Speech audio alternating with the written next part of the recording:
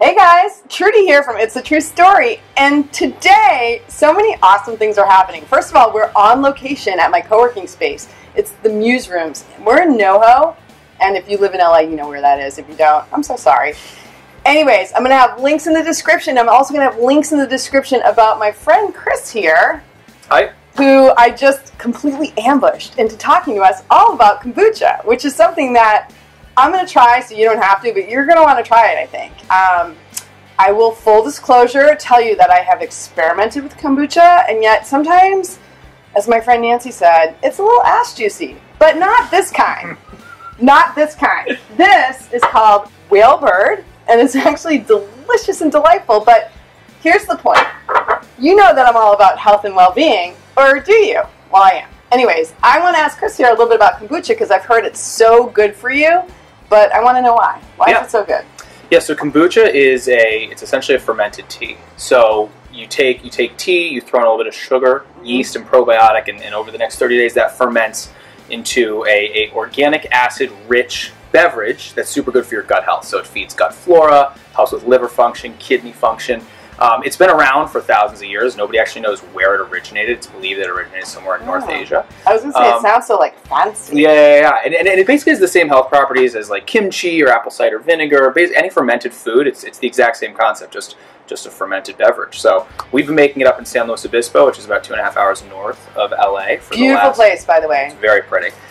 For the last, I think, 5 years now. I started in 2013. Nice. Everything we do is in stainless steel kegs, and the whole idea is by eliminating bottle waste, we're able to just deliver beverage in like a much more sustainable way because we can reuse those kegs. So there's essentially zero waste. That's great. Can I interject and just say that? I have like a little PSA here because I feel like it is the end of civilization when bottled water came about. Like, do you know how wasteful and gross that is? Like how many bottles you go through and how that's killing our environment? So I'm really happy that kombucha is, like this kombucha anyways, like environmentally friendly thing. That's my PSA on that note. And this is the important part. I'm going to taste it because if it has that butt taste, I don't know what to tell you guys. Okay, so this first one we have is called Manguava. It's made with a mango and a guava puree. Yeah. It's got like a nice peachy orange color, and it's a little juicy and tropical. I think it's really good. Juicy and tropical.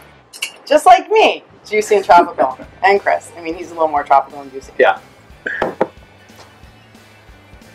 Guys, this is really good.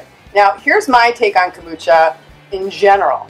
Sometimes, it's not like butt, but it's very vinegary. This is not. Yeah. This is not. This tastes like, actually, like kind of like a refresher. That could use a shot of alcohol. It can totally use a shot of alcohol. Yeah, everything can.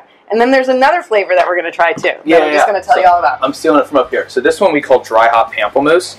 It's still gluten-free, raw, organic, all that good stuff. But we make it with 2 types of beer hops and then edible essential grapefruit oil. So it kind of has a citrusy, hoppy thing going on. Some people describe it as a champagne or like a white wine. Right? You guys, this is my side note. Side note, La Croix Pamplemousse, and I think I said that very accurately, is my favorite La Croix flavor. So this already has like a leg up on the kombucha competition, but I'll let you know what it tastes like. Hold please. It doesn't taste like beer, which is something that I was hoping for, but it does kind of taste like a fine wine or something. Yeah. With a pamplemousse note. I just want to say pamplemousse 25 times. And you should say it at home. Pamplemousse is French for grapefruits. That's just our way of being fancy. Yeah, it's very Sounded French. Cool. Yeah. And if you have any suggestions, cafes, offices, places you think we should end up, whalebirdkombucha.com. Hit us up. Yeah. And hit them up even if you don't live around here, because you know what, you guys? I did something so you don't have to. I drank their kombucha. It was really good. And I'm not getting paid for this. I'm just being like a human being who wants you to know that your gut flora sucks and you need to kombucha the hell out of it.